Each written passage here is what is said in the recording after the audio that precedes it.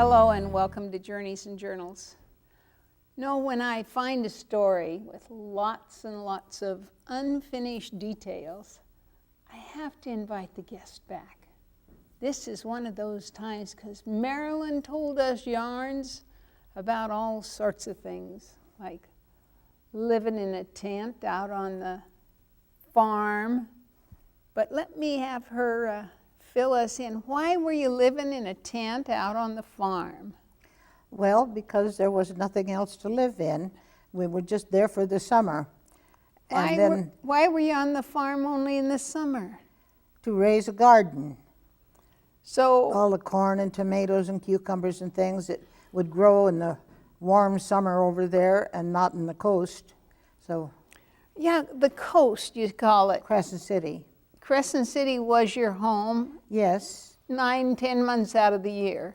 Well, at least all winter when school was going. So you're a schoolgirl from Cougar Del Norte. Del Norte? Yeah, Del Norte County Schools. And I know they say Del Norte to do it properly, but it was just Del Norte. And now you're coming up with one of those Illinois Valley or Illinois Valley. It's Illinois as far as we're concerned. We make a noise. Oh, and both were your home? Yes, they were. Going to school? Crescent Grammar School. And one of the ladies that was a very wonderful teacher in my 5th grade, and then I had her again in the 8th grade. She became principal and then superintendent of schools eventually. Bess Maxwell, a very lovely lady. Oh, thank goodness for women who taught us how to read and write. It is about that I've invited you back, because you have such a knack for local history.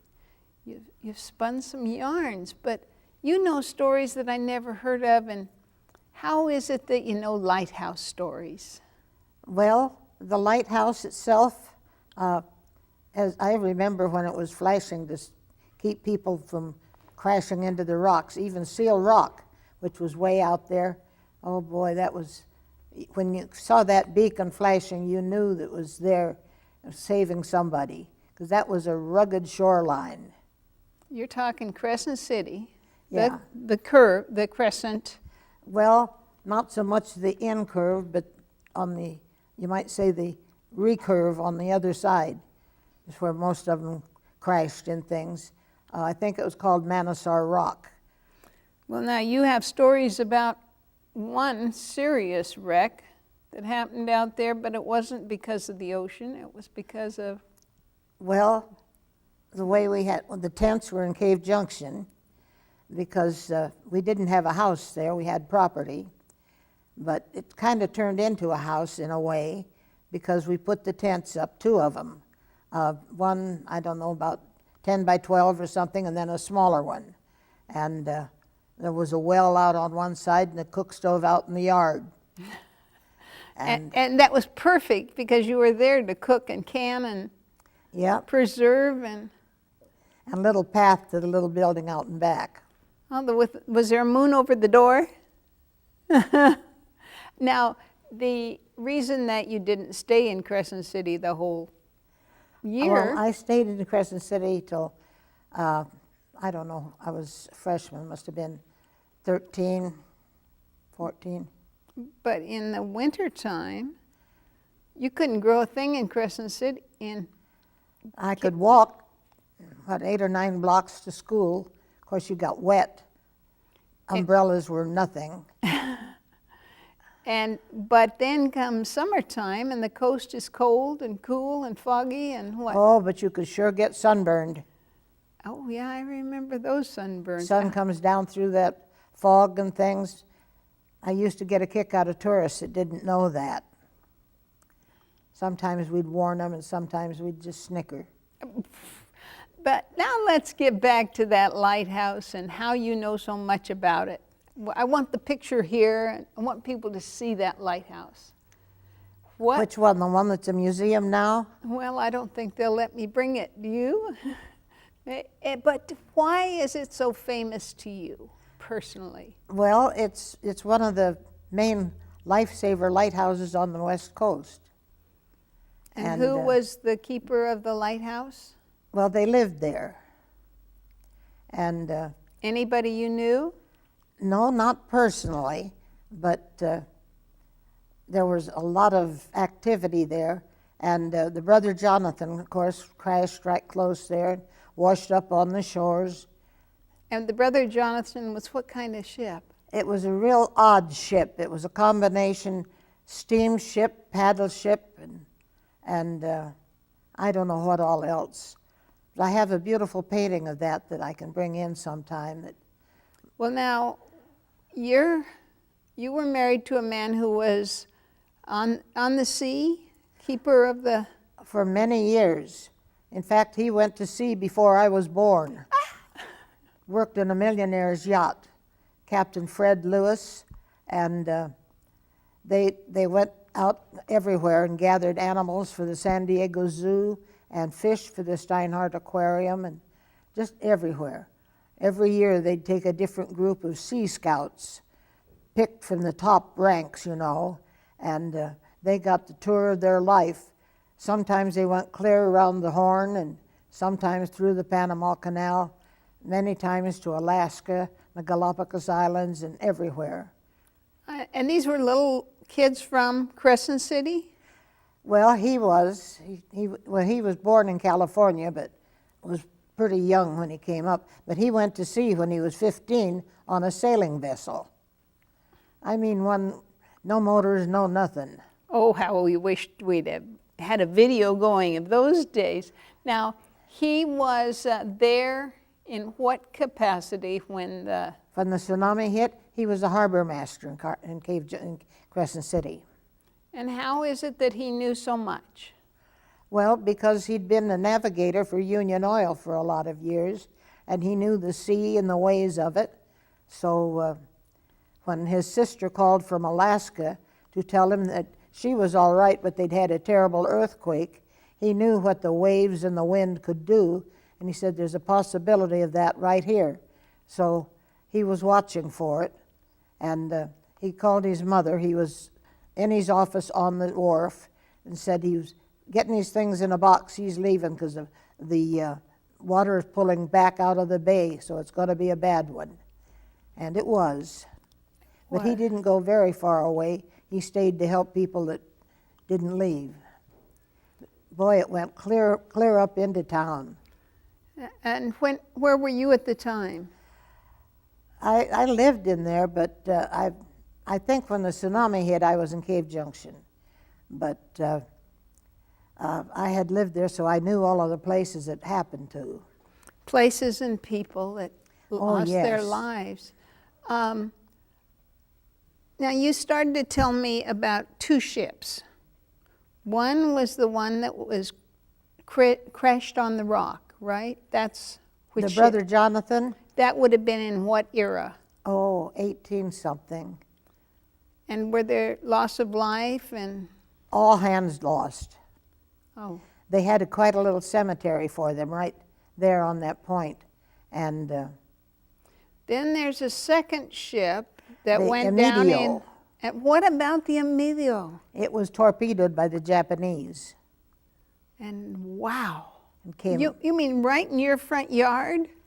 I Well, mean, in the ocean, Yep. right off of Crescent City. Both of these things happened. Yep, And that would be 1940?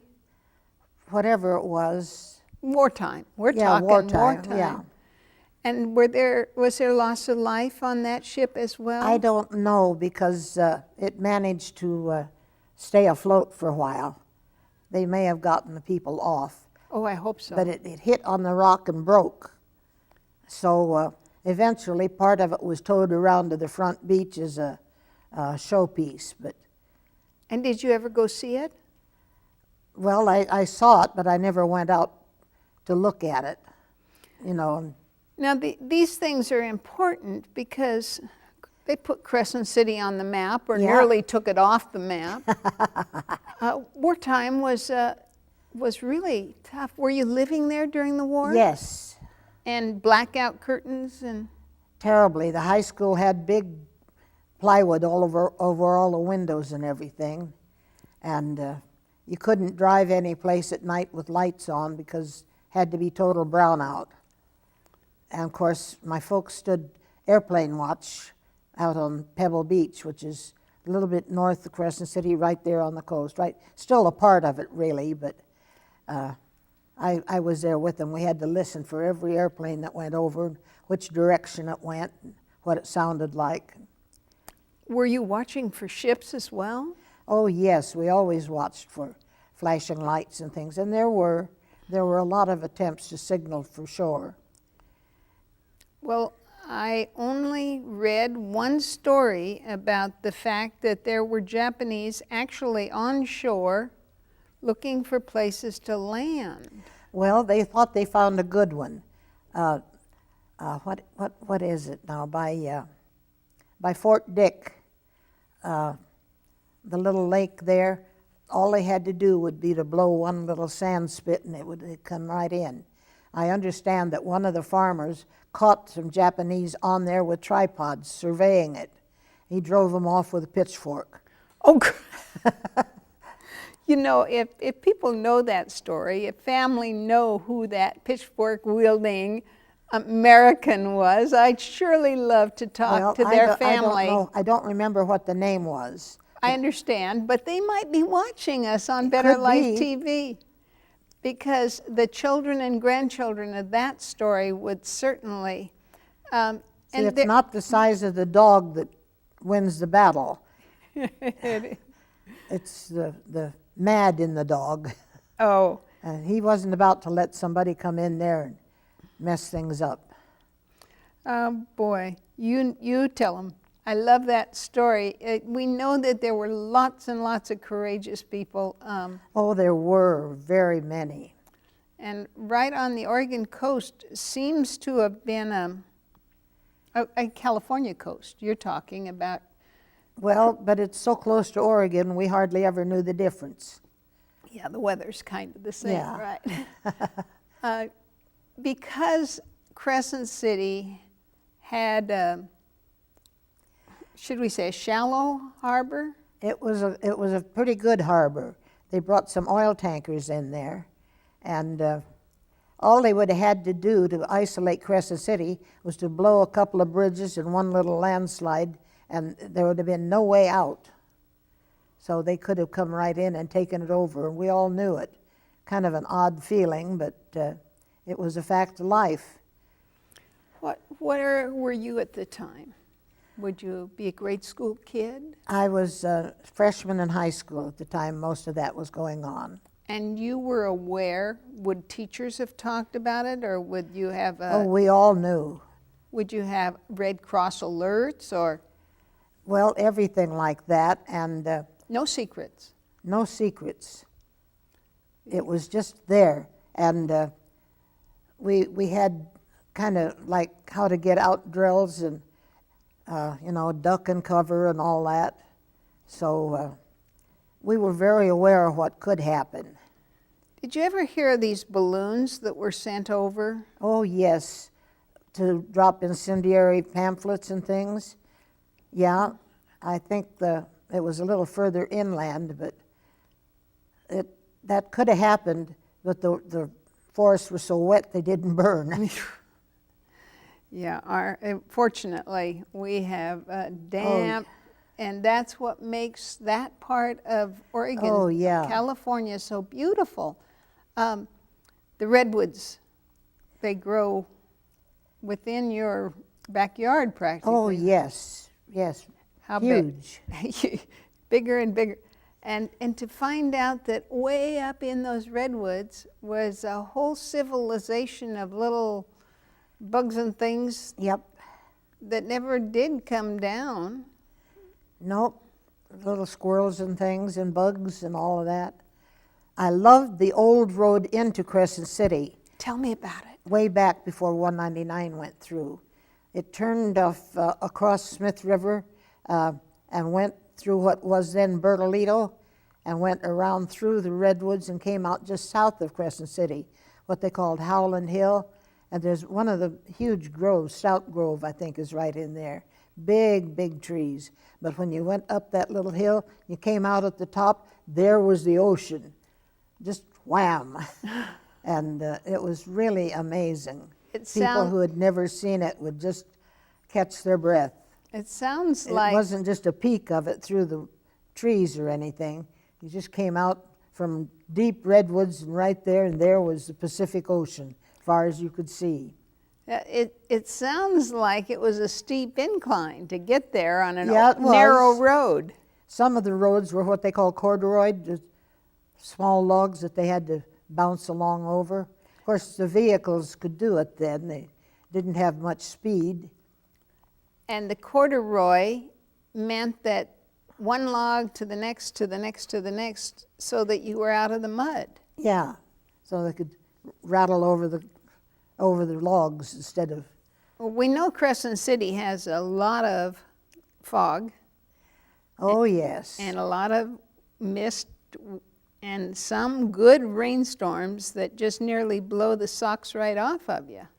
Well, my mother bought a plastic raincoat one time because she had to walk a block or two to go milk our cow, and the brand new purple plastic raincoat. And on her way back, she wondered where all that little bits of purple were flying by.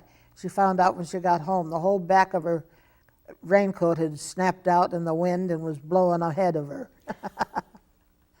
So you had a cow, right? Yeah, we usually had a couple of them. Some of our neighbors had about a 2 or 3 block area there was a little swamp on one side and trees and some brush and things. And so my dad built a little house there, and we kept the cows there. Once in a while we took them out and staked them for grass someplace else, but then that was where they got milked. Well, now you're talking wartime or? Before and after. Because lots of people had cows and goats in their backyard to get through rationing time when food was scarce. And we had little victory gardens, and we had... Oh, we raised food always, because Crescent City was wonderful for radishes, carrots, rutabagas, parsnips. But if you wanted corn, lettuce, tomatoes... Yep, and cantaloupes. You better get out of town, yep. Right? Cave Junction is wonderful for that. We had a problem with cantaloupes, though, because bobcats like them, and they know when they get ripe. They'll roll it, and if it rolls off, it's ripe, and they'll eat it. So we wound up with, the big old open lettuce crates that they used to have. My mother put them over all of the cantaloupe plants and heavy boards over them to keep them from knocking them off. So and you made it, fooled them, huh? A cage. Well, now that we're over into your garden area, you brought some pictures. This book is from? Kirby Union High School. And how does that become part of your? Because I was there as a sophomore. I just love this picture of this gas station. This must have been way back when. Which one is that? I never saw the likes of that. Well, this car looks just a little worse for wear, like maybe they've had a flat tire over here and another. Things happened a lot. Yeah, because the roads were, if you have talking corduroy. Yeah. I'm sure those logs weren't just real smooth either. No, they weren't. Well, that was just on that one road. The main highway to Crescent City, of course, went out Rockydale, then crossed over through Waldo and around the back way to get to Patrick's Creek, and then another side road and things. It was quite a circuitous route. Well, now Waldo is a town worth going to. It's not there anymore, folks. No, it's not. But did you see it when it was a town? I remember some of the buildings that were there. And the buildings were torn down to get to the they gold. Wanted, yeah, hopefully. They had some Chinese working there, and it was always rumored that they hid the gold, buried it. But so far as I know, if anybody found any gold, they never told. Ah. But then they also wanted the lumber and the hinges and everything to build their own houses with. So they dismantled the whole place. Windows, doors. Everything. Even the square nails. Did you ever get any of those? Handmade square nails. Well, now, this fella looks, this is out of your yearbook, but man, he sure looks proud of his car. Oh, yeah. Speaking of being proud, who's this gal over here in this picture? Well, that's one of my favorite. It's okay. Yeah. Her name is Birgette, and she's one of my favorite aides. She's a sweet lady. You say aides. A helper. You need a helper. So many of us do. I mean, that's why you're here in a wheelchair today. That's right. The mind is perfect. She's I don't healthy, know. she's bright, and she's shining. But man, those legs don't work, do they? There's some there that are not. And you? Well, your legs have given out. well, I can't just get up and walk. I can with a walker. I can go some ways, but I went home for several years and took care of myself, and then just gave out, and I just couldn't do it anymore. So I still go every day for some therapy, just maintenance therapy, but I'll never get back to that strength. And you're doing what there as a volunteer? Well, I was not a well, what I do, I read, and I write some poetry, and just try to spread a little sunshine. Like she does for me. She does here. There's a little creature over here, and it's something else you made. A little fish. I don't know if it swam up the Rogue River or up the Pacific coast and then right up into my hands. And Yep. You know, I used to make them by the dozens. She's crafty. Very I don't crafty. think my hand would do it now, but it was very easy, just a couple of tricky places. I used to teach people how to do that. And one of the ladies made a lot of them for her children to sell for their Christmas spending money. Well, She put them together as the mobile. now, speaking of artwork, That's my third husband, the artist. He did that with the Artex paints. I carried that with me to show what the paints would do if the hand holding it could. I could not do that myself. and this boy is, That's my youngest boy. His name's Dan, but he calls himself Denver now. He's all grown up. In fact, he's legally a senior citizen already. oh my goodness, your baby, huh? Now, is that the same thing you've done here? And you taught how to do this? Yes, I did. That's on the glass No, it's not. on the back side. Oh, it's on the back side of the glass. As sparkly like, Yep. and so you didn't waste much time. You've taught, you've written.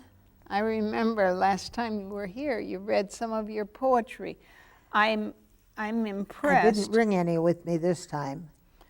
You didn't write one just for Better Life Television. Not this huh? time. I had a few kind of that I was thinking about, and I forgot to get them, but Well, you know, maybe I'll come up with some. we're very, very grateful for, I don't know who your driver was today, but Ken. Very nice man. Ken had been with Better Life Television as a volunteer for many years, and when he heard that I was having trouble finding a van that would bring you in your chair, he said, let me handle that for you. Well, good. So I was so grateful. It was kind of like touch and go. So many times, I don't know what was going to happen. I knew you were willing, and I knew I yeah. was willing, but to get you here turned out to be my very own miracle this week. Well, miracles happen every day. We maybe don't see them, but it still happens.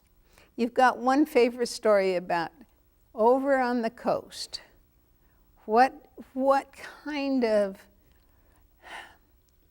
bit of history,